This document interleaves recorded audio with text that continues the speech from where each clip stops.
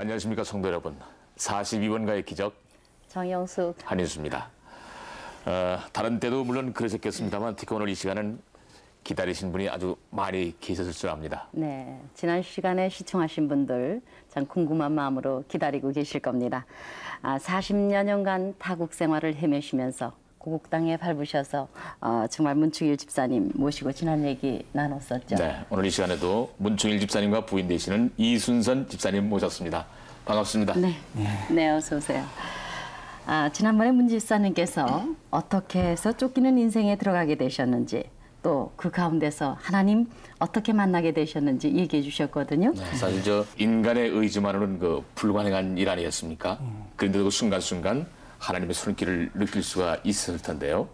그 지하 교회 속에서 하나님을 믿으면서 순간순간 그 위기 상황이 상당히 많으실 줄 알고 있는데요. 네, 있지요. 우리가 이제 내몽고에서 살지 못할 상황이었습니다. 그래서 우리는 후에 진앙도라는 곳에 이사 오게 되었습니다. 진앙도는 북경에서 얼마 멀지 않은 곳이었습니다. 그런데 이 사건 전에 뭔가 하면 중국에서 1979년도에 부시 대통령께서 중국을 방문한 일이 있었습니다. 보통 외국 순회들이 중국을 방문할 때는 그 나라 이림자부터 만나는 것이 관례였습니다. 그런데 이 부시 대통령 내외는 그 나라 이림자를 만나지 않고 먼저 교회에 가서 예배 드리겠다는 이런 요청을 해왔습니다. 예. 그래서 당시 이림자이던 등서평께서 허락했습니다. 그래서 이제 그 3월달 방문하던 날 부시 내외가 새벽에 그 북경 예배당에 가서 충원문이라는 그 예배당에 가서 예배 드렸습니다. 그런데 이건 일절 비밀리에 붙였던 것입니다. 신문으로 보도되지 않았던 겁니다. 그런데 이 사건이 삽시에 전 중국으로 퍼져나갔던 것입니다. 그래서 그때부터 이제 지하 교회 바람이 세차게 일어났던 것입니다. 그래도 하루에도 지하 교회가 몇백 개나 생긴다는 그런 말도 있었습니다. 그런데 1989년도 3월 달에 바로 부시 대통령이 방문하시던 그 달인데요. 호주에서 강영식이라는 집사님이 저를 찾아온 것이었습니다. 그 집사님이 소원인즉 우리 교포들을 불러놓고 예배 보기를 원했던 것입니다. 그런데 저희 집은 새방살이를 하다 보니까 방이 좁아서 그 소원을 들어줄 수가 없었습니다. 그런데 마침 우리 그 진앙도시에 연산대학이라고 있습니다. 연산다학이라고 하는데요. 연산대학에 우리 조선족 정성용이라는 교수님이 한 분 계셨습니다. 이전에 잘 아시던 분이길래 제가 그분을 찾아가서 우리 딱한 사정을 얘기했죠. 이런 사람이 오셨는데 예배 드리길 원하는데 교수님 댁에 와서 예배 드리면 어떻겠느냐고. 이러니까 그 교수님 내외는 두말 없이 동의하는 것이었습니다. 지금 신앙이 자유인데 부시 대통령 내외도 우리 북경에 와서 예배 드린 사건 그것도 다 안다면서 관계없다고 와서 드리라고 그래요. 얼마나 감사했던지. 그래서 제가 한 20여 명 불러서 여자들은 다 고운 한복 차림하고 그 집에 가서 정말 은혜롭게 눈물로 정말 예배 드리고 그랬어요. 너무나 정말 많은 은혜를 받았지요. 그런데 그러고 저는 강 집사님하고 다른 교회에 갔지요. 먼 곳에요. 그런데 갔다 와서 이제 소식을 들으니까 야단이 났지요. 우리가 그 예배 드린 사건이 이웃에 의해 가지고 밀고가 된 겁니다. 중국에서는 공안국이라고 하는데 여기서 말하자면 경찰국입니다. 그래서 공안국에서 그 교수님네 댁에 찾아와서 야단 쳤다는 거지요. 외국인이 검은 손길이 어떻게 우리 대학교에까지 뻗쳐 들어올 수 있는가 하면서 도대체 어떤 외국인인가며 막 따지고 그러더랍니다. 그렇게 되니 이제 그 사람들이 얼마나 놀랐겠습니까? 그 사모님은 본래 지병으로 앓던 분인데 생전 처음으로 이런 일을 당하게 되니까 너무너무나도 놀라서 마지막에는 몸져 눕게까지 되었던 것입니다. 그렇게 되자 그 사람들은 본래 사람이 아니었습니다. 그 사람들은 이제 우리한테 불평불만하기 시작했던 것입니다. 그 노절한 사람들 때문에 내가 이제 감옥을 살고 나온 사람이니까 그렇게 생각했겠죠. 있지요. 네, 예. 네. 그 너절한 사람들 때문에 자기네가 그렇게 큰 봉변을 당한다면서 예, 그렇게 원망했답니다. 그리고 그 경찰서에서 공안국에서 우리 집에 찾아와서까지 막 이것저것 따져서 물었다는 겁니다. 네. 그때부터 저희 이름은 이미 공안국에 들어가 있었던 것입니다. 그렇지만 당시로서는 저를 어쩔 수 없었던 것입니다. 개혁 개방의 수요에 따라 아직까지 저를 체포할 수는 없었던 것입니다. 네. 그런데 1989년도 중국에서는 6월 4일 날 중국에서는 천안문 사태라는 것이 사태요. 벌어졌습니다. 네, 네. 이 천안문 사태로 중국 공산당은 그 애국 학생들을 탱크로 누르고 기관총으로 쏘고 그 시신을 한 군데 모두 태워서는 흔적마저 없애버렸던 것입니다. 네. 그리고는 그 마술을 우리 신앙인들께 뻗쳤던 것입니다. 네. 특히 나처럼 외국인들과 많이 교제했던 사람들은 마침내 중국 공산당으로부터 지명수배를 받았던 것입니다. 네. 예. 중국 대륙이 그렇게 넓다고 하지만 제가 이제 중국에 살아남는다면 제가 가서 살 곳은 오직 그 생지옥과도 같은 간방뿐이었습니다. 네. 그것은 저를 놓고 말할 때 사형 선고나 다름이 없었습니다.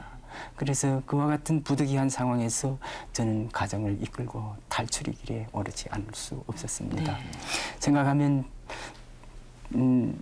정말 중국은 제가 50년이나 살아온 곳입니다.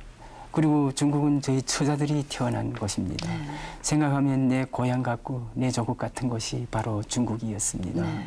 그러나 그것은 우리 가정을 놓고 볼 때 결국 내 고향도 내 조국도 될 수 없었습니다. 그것은 우리 가정을 놓고 볼 때 오직 애국 땅 그것이었습니다. 그래서 한국으로 가기로 결정을 이제 하셨죠? 네, 그렇지요. 네. 그때부터 이제 우리가 중국을 떠나서 먼저 국경 도시인 루이리라는 곳에 왔습니다. 서려라고도 하는데 우리말로 번역을 하면 서려가 되겠습니다. 거기 와서 며칠간 있으면서 국경 지역을 탐지하는 거지요. 그래서 하루는 8월 3일 날입니다. 89년도 8월 3일 날입니다. 그날 우리 가정은 미리 봐두었던 그 수림 속으로 잠이 들어갔습니다. 네. 그 삼복철이다 보니 그 수림속은 찜통과 같이 무더웠습니다. 게다가 피해 줄인 모기들이 막 기승을 부리면서 우리한테 달라붙으니까 정말 숨이 콱콱 막혔습니다. 드문드문 뱀도 보이고 그랬습니다. 네. 근데 열대의 밤은 그렇게 잘 오지 않았습니다. 한 10시쯤 돼서야 땅거미 가지고 어둠이 깔리는데 그때 우리는 하나님께 이제 우리 이 길을 하나님께서 인도해 주실 것을 기도하고 이제 출발했습니다. 우리가 가는 길은 전부 논두렁 길이었습니다. 논두렁은 높고 또 좁아서 걷기가 얼마나 힘든지 몰랐습니다. 그래서 우리는 뭐 그것에서 수없이 넘어지고 그랬어요. 그런데 또 밤이 너무나 어두워서 뭐 칠흑 같은 밤이어서 뭐 지척을 분별하지 못할 그런 정도였습니다. 그런데 감사했던 것은 얼마쯤 가니까 반디 뿔이 하나 둘씩 나타나더니 오래지 않아 가지고 얼마 있지 않아서 온통 하늘이 온통 반딧불로 반짝반짝거리는 것이었습니다. 정말 기적이었습니다. 예. 그렇게 정말 장관이었습니다. 근데 예. 그 반딧불이 우리 발 아래 하나 둘씩 떨어지면서 우리 갈 길을 밝혀주는 것이었습니다. 네. 그날 그 반딧불이 없었다면 우리는 또 얼마나 방황했을지 모릅니다. 네. 우리는 그렇게 한 반 시간 행진해서 어느 강가에 도착했습니다. 네. 제가 먼저 강을 조사해 보니까 허리까지 오는 물이었습니다. 물은 깊지 않은데 산골에서 내려오는 물이어서 물살이 얼마나 센지 몰랐습니다. 네. 그렇지만 저는 뭐 어려움 없이 건널 수 있었습니다. 네. 저는 먼저 우리 미령이를 건네다 놓고 예. 그다음에 아들과 함께 또 모든 짐을 다 건네다 놓고 다시 아들과 함께 건너왔습니다. 이번에는 저희 집 사람이 건너갈 차례였습니다. 네. 그런데 우리 집 사람은 그 강물을 바라보기만 해도 벌써 막 마음이 떨리는 것이었습니다. 저는 공포에 찔려서 뭐 온몸이 와들와들 떨리고 있었습니다. 네. 그래서 우리 집 사람은 저희 아들과 저희 중간에 끼고 이제 건너게 되었습니다. 막 온몸이 와들와들 떨리는 게 그래서 저는 이제 저희 처에게 힘을 준다고 그때도 예수님을 불렀습니다. 예수님 이름으로 힘내라. 예수님 이름으로 승리하자. 붙들려도 버마에 가서 붙들리자. 이런 구호를 외치면서 막 강물에 밀려가면서 이제 건넜습니다. 우리 집 사람은 저기 다리에 맥이 풀렸는지 자꾸만 밀려 내려가는 겁니다. 그러니까 우리도 따라 밀려 내려가는 거지요. 그때 우리 집 사람께서 우리 손만 놓기만 하면 오늘 이 날이 있을 수 없었어요. 그런데 감사했던 것은 우리가 그 도강을 하는데 기어코 승리할 수 있었던 것입니다. 그래서 도강을 해서 그때부터는 미얀마의 땅입니다. 우리는 어느 농막에 자리 잡게 되었습니다. 그 농막에 가서 우리는 이 성경책을 중간에 넣고 또 예수님이 이름으로 승리하셨네 이 노래를 부르고 거기서 이제 새날이 밝기를 기다렸습니다. 아니 그렇게 걸으시면서 뭐를 드셨습니까? 드시는 거는? 드는 거는 우리가 좀 준비한 거 있으니까 그걸 준비하지 않으면 됩니까? 그 어느 여인을 만났다는 얘기 들었거든요. 그건 후의 문제고요. 저희가 이제 우리가 이제 탈출하는 데는 성공했습니다. 그런데 미얀마에는 반드시 그 마방댕이라는 것이 있어야 미얀마 내지 쪽으로 들어갈 수가 있었습니다. 마방댕이란 바로 우리나라 말로 주민등록증이었습니다. 그런데 우리는 그런 것이 없으니까 국경 지역에서 그저 전전하면서 마침 그 지역에 있는 양씨라는 중국인을 만나게 되었습니다. 여관을 차리고 있는 그런 분이었습니다. 그때부터 우리 네 식구는 중국인들이 도움을 받기 위해서 철저하게 중국인으로 위장하고 살았습니다. 그런데 마침 그 집 사위가 중국으로부터 불법 입국한 사람들을 미얀마 내지 쪽으로 안내했던 그런 경험이 있었던 사람입니다. 그래서 우리는 그 사위 서씨라는 사람이 도움을 받아서 우리 네 식구가 미얀마 내지 쪽으로 전진할 수 있었습니다. 하루는 그 서씨와 또 다른 한 사람이 우리 길을 안내했던 것입니다. 우리는 그 사람들을 따라 한나절 전진해서 어느 으슥한 골짜기에 도착했습니다. 그런데 그 으슥한 골짜기에 도착해서 잠깐 쉬게 되었는데 그 서씨라는 사람이 우리들의 돈을 내놔라는 것이었습니다. 돈은 본래 목적지에 가서 주도록 약속이 되어 있었는데 도중에서 돈을 달라니까 우리는 줄 수 없다고 했지요. 그랬더니 왜 사람을 이렇게 믿지 못하느냐? 그렇게 믿지 못할 것 같으면 왜 우리를 따라왔느냐? 너들끼리 가봐라. 우리는 다시 집으로 돌아가겠다. 이렇게 나오는 것이었습니다.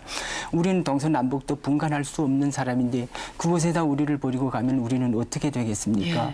이런 상황에서 우리는 할 수 없이 돈을 그 사람들께 맡겼습니다. 다시 그 사람들을 따라서 한나절 전진했더니 이번에는 큰 강이 나타났습니다. 그런데 이 강에 도착하기 전에 그 서씨라는 사람이 자꾸 배가 아프다며 죽는 신용을 하는 것이었습니다. 강변에 도착하자마자 이 서씨라는 사람은 아예 주저앉아서 배를 움켜쥐고 더욱 죽는 신용을 하는 것이었습니다. 그러면서 자기는 배가 너무나 아프니까 다음 배에 건너가겠다며 우리들을 먼저 건너라는 것이었습니다. 우리는 고지식하게 믿고 배에 올랐더니 뱃사공이 배를 건너는 것이었습니다. 강을 건너면서 보니까 우리를 데려다 주던 그 서씨와 또 다른 한 사람은 오던 길로 급히 도망을 빼는 것이었습니다. 알고 보니 우리는 철저하게 사기를 당했던 것입니다. 그래 우리는 강 저쪽에 건너가서 그 뱃사공에게 몸짓 손짓 해가며 사정사정해서 다시 건너올 수 있었습니다. 언어가 통하지 않으니까 형용밖에 할 수 없었던 것입니다. 그런데 이번엔 건너와서는 미얀마 게릴라군들께 붙들리게 되었습니다. 미얀마에는 게릴라군들이 그렇게 많았습니다. 게릴라군들은 우리를 보자마자 저와 저의 팔목을 수갑으로 먼저 연결시키는 것이었습니다. 그리고 권총을 내 휘두르며 죽이겠다는 신용까지 하는 것이었습니다. 그리고 우리 애들이 너무나 놀라서 아빠 엄마를 붙들고 놓지 않으려는데 막 밀치고 때리고 막 어디로 끌고 가고 그랬습니다. 정말 무서운 그런 시간이었습니다. 그런데 우리는 도저히 무서운 생각이 들지 않았습니다. 아무튼 이 사람들이 우리를 놔준다 해도 살 길이 막막했던 것입니다. 우리에게는 한 푼이 돈도 없으니까요.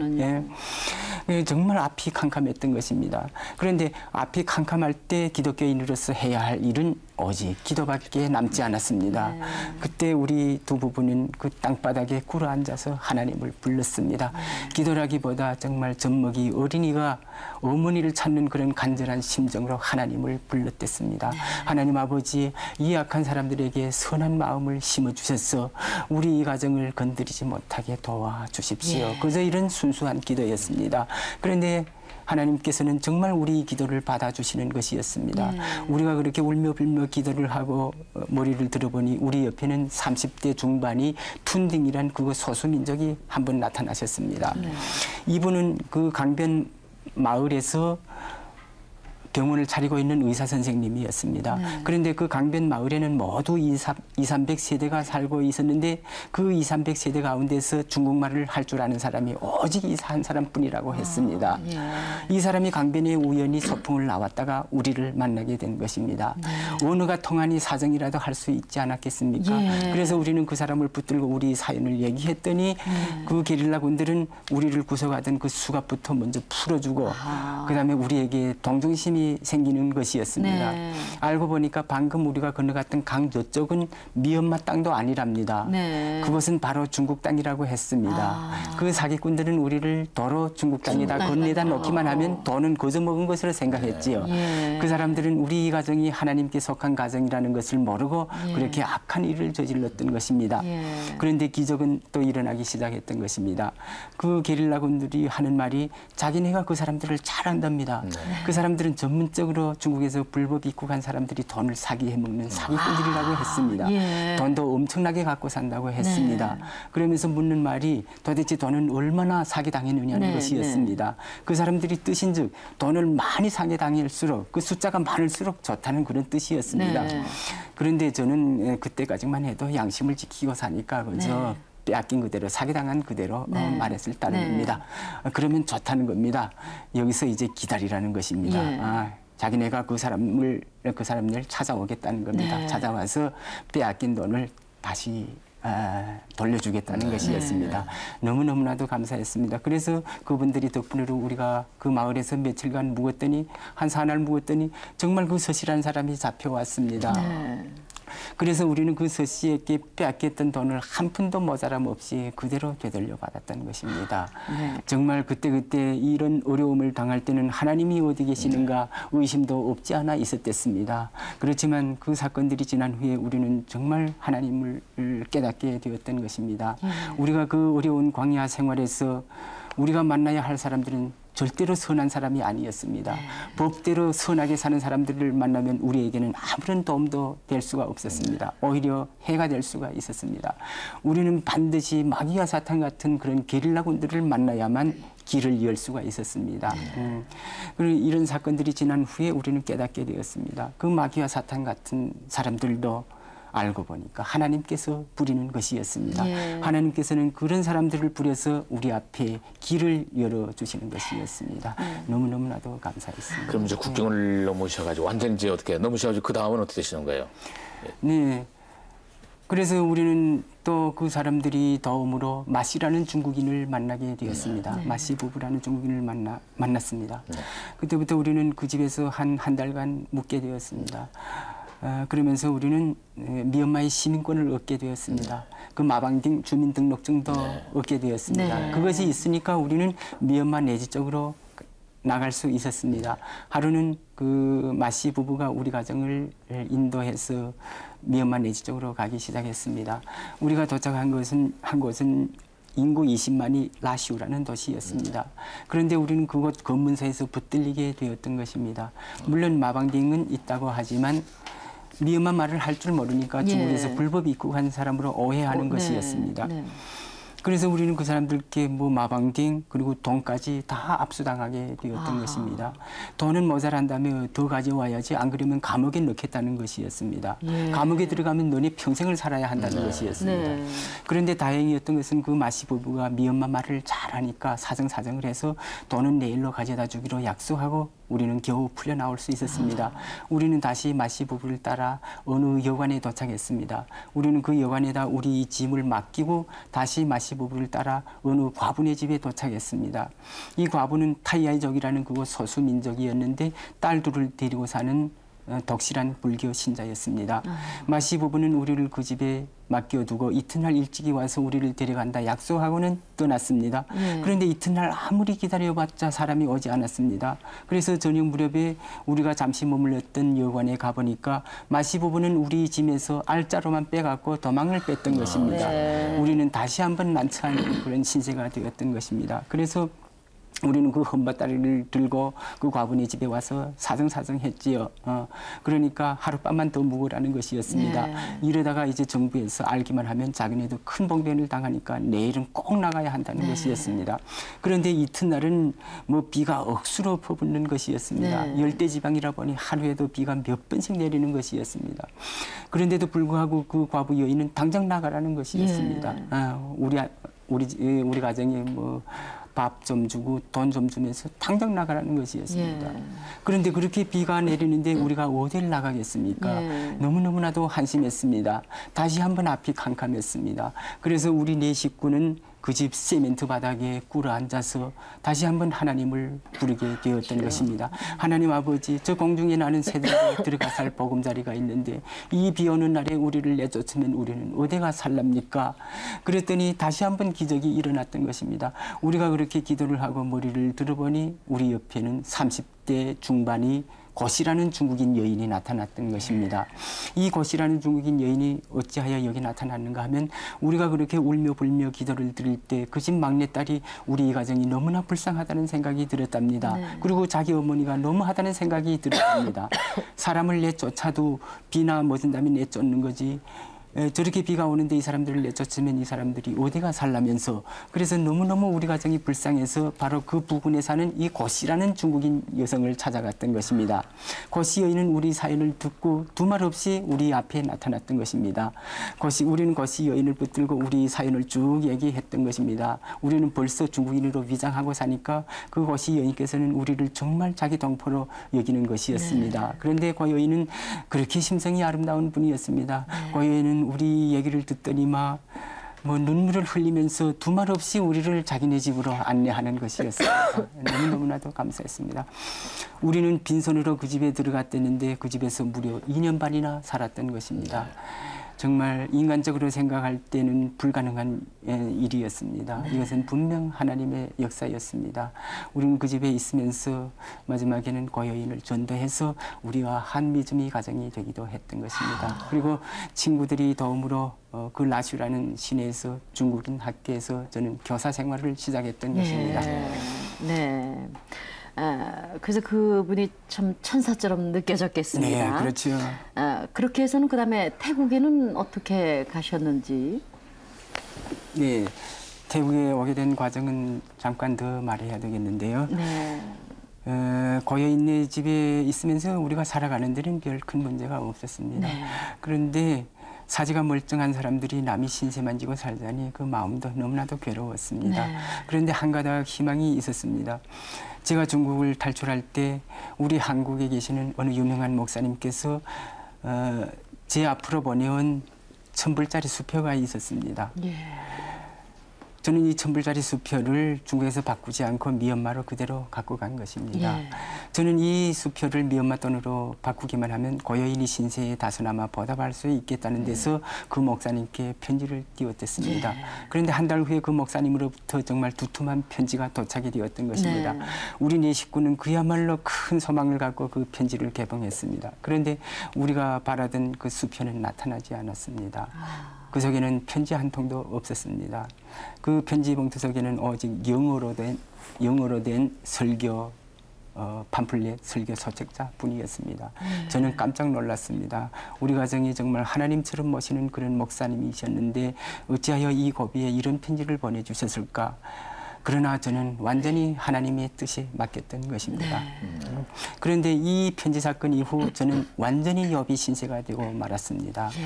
저희 어린 두 자녀들도 자기 아버지를 바보 멍청구리로 멍텅구리로 보는 것이었습니다. 자기 아버지가 아무런 능력도 없이 자기네를 험한 광야로 끌고 나와 고생만 시킨다는 것이 그 애들이 생각이었습니다. 그리고 저희 집사람은 이 편지 사건 이후 완전히 여비처로 변신했던 것입니다. 그때부터 불평불만하며 원망하기 시작했던 것입니다. 정말 저로서는 너무나도 참아내기 어려웠습니다. 그러나 저는 어디까지나 참고 견뎌야 했습니다. 저까지 만약 그곳에서 불평불만하며 원망하며 산다면은 우리 가정은 그 광야에서 멸망할 수밖에 없었을 것입니다. 그런데 저희 집 사람이 그렇게 불평불만하더니 이틀 후에 말라리아 병을 얻었던 것입니다. 미얀마는 열대지방이라 매년 말라리아 병으로 죽어가는 사람들도 많았습니다. 마침 윤 씨라는 의사 선생께서 저희 집 사람이 병치료를 담당하셨는데 한 달간 치료해봤지만 효험이 하나도 없었습니다. 병세는 오히려 더 악화만 되었습니다. 마지막에는 체온이 40도 상하로 오르내리면서 혼수 상태에 빠지는 것이었습니다. 그렇게 되자 그 윤 씨 의사분께서는 치료를 포기해버리고 마는 것이었습니다. 희망이 없으니까요. 그래서 저는 정말 너무나도 가슴이 아팠습니다. 정말 살겠다고 광야까지 끌고 나온 사랑하는 내 아내인데 여기서 이제 죽이면 어찌겠는가. 그래서 마지막으로 내라도 한번 도깨비 의사질이라도 해보겠다고 제가 그 시내 약국에 가서 저희 병세에 따라서 링겔주사약을 지어왔습니다. 그런데 저는 혈관 주사란 나본 경험이 없어서 그 혈관 주사를 넣는데 어려움이 너무너무나도 많았습니다. 그늘로 묶고 아이들이 붙들고 그렇게 한 연암 번 찔러서 겨우 한 번을 성공했습니다. 그런데 그 성공하니까 그 약병에서 눈물과터 같은 그 약물이 한 방울 한 방울씩 뚝뚝 떨어져서 저희 혈관성으로 들어갔는데 그 한 병을 다 맞으니까 저희 병은 기적적으로 낫는 것이었습니다. 혼수 상태에서 벗어나서 안고 일어나 걷는 것이었습니다. 정말 너무너무나도 기적적인 사건이었습니다. 저는 이 사건을 통해서 한 가지 깊이 깨달은 바가 있었습니다. 결국 하나님께서는 결국 알고 보니까 저희 집 사람에게 병을 주신 분도 하나님이시요 병을 고쳐주신 분도 하나님이셨습니다. 하나님 아버지께서는 그렇게 불평불만하는 저희 집 사람을 한번 말라리아 병으로 크게 연단을 시켰던 것입니다. 저는 이 편지 사건 이후 이 편지가 저희 인생을 정말 크게 개변시켰습니다. 이 편지가 없었다면 저는 뭐 미얀마에서 그런 대로 눌러 사는 거지요. 길이 없었으니까 길이란 보이지 않으니까 거기서 사는 수밖에 없었지요. 그런데 저는 그 목사님이 편지를 받은 후부터 마음을 고쳐먹게 되었습니다. 어떻게든 내가 꼭 한국에 나가서 정말 맺힌 한을 풀어야 되겠다. 이래가지고 저는 그때부터 이제 다시 미얀마를 탈출하려고 계획하고 있었습니다. 그래서 많은 사람들이 도움도 받게 되었습니다. 마침 태국에서 장 씨라는 중국인이 우리 그곳에 교사 모집을 왔던 것입니다. 이 기회에 우리는 태국 메소야라는 중국인 마을에 저와 아들이 교사로 초빙받고 우리 가정이 미얀마를 탈출하는데 성공할 수 있었습니다. 우리 그 마을은 바로 메소야라는 동네였는데 군사 지역이었습니다. 비록 그 땅은 그 영역은 태국에 속했다고 하지만 그 관할권은 미얀마에 있는 쿤사 마약 집단에 속했던 것입니다. 쿤사란 바로 중국 사람인데 중국 이름으로는 장치프라는 사람이었습니다. 그럼 쿤사 지역에서 한 몇 년 동안 그럼 그 생활하셨나요? 그러니까 2년여를 살았죠. 2년여를. 예. 우리가 그 쿤사 지역에 살면서 이제 그것의 비밀을 다 알게 되었죠. 우리 마을은 비록 뭐 하찮은 마을이었지만은 대단히 비밀스러운 마을이었습니다. 군사 마약 집단에서 정제되는 마약이 우리 마을에 들어와서 세계 각국으로 뻗어나가는 것이었습니다. 엄청난 것이군요. 대단한 것이지요. 우리 마을 사람들은 전부 마약 밀매하는 사람들이었습니다. 그래서 누구나 다 잘 살고 있었습니다. 저도 그곳에서 마약 밀매하고 뭐 하면 뭐 돈을 장려놓고 잘 사는 거지요. 그것은 방콕으로 피신하게 되셨다고 그러던데요. 그런데 거기서 또 이제 극적으로 지금 미금 제일교회에서 파송한 방정열 여성여사님을 만나게 되었던 것입니다. 우리는 이 여성여사님을 만남으로써 한국에서 오시는 목사님들과 한국 언론계 인사들을 자주 만나게 되었던 것입니다. 그런데 이 시기에 군사 마약 집단에서는 마약 밀매를 하던 사람들이 붙들리고 이렇게 붙들려서 엄청난 벌금을 치르게 되었던 것입니다. 네. 그렇게 되자 군사 마약 집단에서는 물론 우리 가정을 의심하는 것이지요. 예. 우리가 그 사람들로부터 혐의를 받게 되면 우리는 그곳에 살아남을 수가 없었습니다. 우리 마을에는 전문적으로 살인을 하는 정보업자가 둘이나 있었습니다. 그 두 사람은 사람을 죽이고 강까지 빼먹는 그런 악마들이었습니다. 예. 이제 우리가 그것을 탈출하지 않으면 우리는 그 사람들이 밥이 되는 수밖에 없었던 것입니다. 이런 부득이한 상황에서 우리는 정말 할 수 없이 그것을 목숨을 내건 탈출을 하지 않을 수가 없었던 것입니다. 네. 끝도 없이 계속되는 순환이 당하면서도 즐겨 부르시는 찬송 있다고 들었거든요. 네. 그 찬송가 305페이지에 나온 사철의 봄바람 사철의 봄바람요. 바로 네. 그 찬송입니다. 네. 네. 이 찬송은 우리가 방콕에서 4평짜리 좁은 방에 살 때 늘 부르던 찬송이었습니다. 네. 한국의 그 문 집사님이 그 소개된 때가 바로 이때가 아닌가 싶은데. 네, 그렇습니다. 그 후에 어떻게 해서 한국에 이렇게 오시게 됐습니까? 저희가 이제 이성우 선생님이 도움을 받아서 우리 소식을 이제 언론계에 많이 퍼지게 되었죠. 예. 이때부터 이제 한국 언론계에서 우리를 많이 관심했던 겁니다. 그런데 그 6개월 동안은 정말 숨막히는 6개월이었습니다. 우리가 군사 마약 집단을 탈출하자 그 집단 속에서는 둘씩 사형조를 전 태국 각지에 파송해서 문씨 가정을 보기만 하면 사살하라는 그런 명령이 내려졌던 것입니다. 우리의 목숨은 언제 끝장이 날지 몰랐습니다. 그런데도 이제 우리가 그때도 하나님께 의지해서 찬송 부르며 매일 기뻐하고 즐거워하는 마음으로 살게 되었습니다. 그런데 이성우 선생님께서 한 사람도 아닌 우리 네 식구를 책임진다는 건 너무나도 어려웠습니다. 마침 이때 미국에 계시는 박화자라는 집사님이 우리 가정을 비밀리에 찾아주셔서 그동안 우리가 이성우 선생님한테 지은 신세를 모두 갚아드렸던 것입니다. 정말 하나님의 은혜는 너무나도 깊었습니다. 그때 저희가 가장 묵상하던 성경 구절이 한 구절이 있는데 그 구절이 바로 사무엘상 11장에 나오는 애굽 소년의 이야기가 있었습니다. 30장이죠. 사무엘상 30장에 나오는 애굽 소년의 이야기가 있었습니다.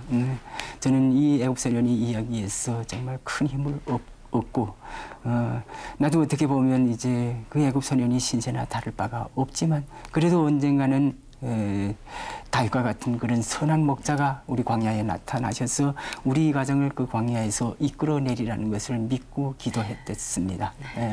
믿음은 바라는 것들이 실상이어 보지 못하는 것들이 증거라고 했습니다. 확신을 갖고 기도할 때 현실로 나타나는 것이었습니다.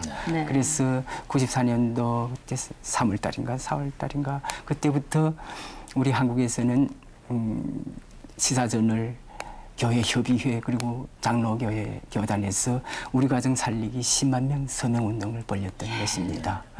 결국 이 10만 명 서명운동이 우리나라 대통령과 정부를 감동시켜 정부를 움직여서 우리는 방콕에서 유엔 고등 난민 판무관실로부터 국제 난민 판정을 받고 94년도 8월 12일 정말 꿈에도 그리던 사랑하는 가나안 내 조국 땅에 와서 평생의 한을 풀게 되었습니다.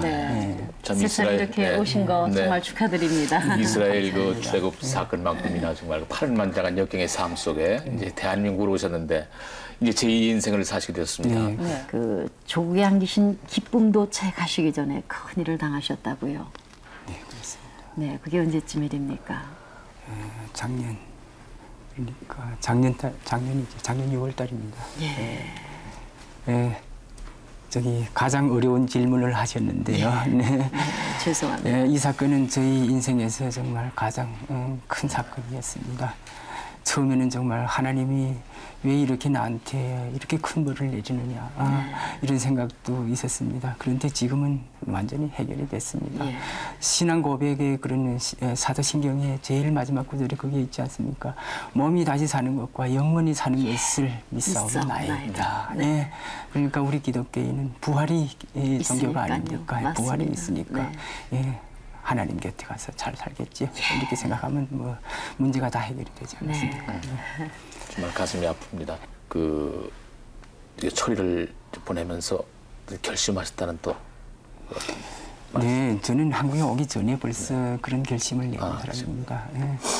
저같이 보잘것없는 사람을 우리 한국에서 받아주셨으니까 저는 뭐 능력도 없고 뭐 조국에 바칠 것이 없으니까 앞으로 이제 장애인들을 위해서 사후에 저희 모든 장기를 바치겠습니다. 이건 벌써부터 제가 얘기했습니다. 참 이 프로그램을 이렇게 진행하면서 그러니까 하나님을 만난 분들과 이렇게 얘기를 하고 있노라면 참 제가 이게 살아 숨쉬는 것이 참 정말 너무나도 하나님의 은혜, 하나님의 사랑을 제 자신이 너무 많이 받고 있다는 생각을 늘 갖습니다. 그리고 내가 너무 또 이렇게 양지만 걷고 있는 게 아닌가 하는 그런 생각도 들고 합니다. 그렇습니다. 정말 저희들은 정말 믿음대로 살고 있는 것인지 저희들 다 점검해보는 시간이 돼야 되겠습니다. 오늘은 40년 동안 광야 생활 끝에 가나안에 입성하셔서 기술적으로 하나님의 나라를 확장하고 계시는 우리 문충일 집사님 부부를 모시고 은혜를 나눠봤습니다. 집사님께서 그동안 그 고생하신 것이 이 땅에서 그리고 하나님 품 안에서 충분히 보상받으시기를 기도하겠습니다. 네. 오늘 나와주셔서 정말 감사합니다. 감사합니다. 그리고 생각해보니까 저희들은 문집 집사님의 그 일생을 통해서 저희들의 바라다 보면서 정말 저희들이 과연 불평불만할 수 있는 저희들인가 한번 생각해 보게 됩니다. 우리는 정말 항상 기뻐하라고 말씀하셨듯이 정말 기뻐하는 삶이 되시기를 바랍니다.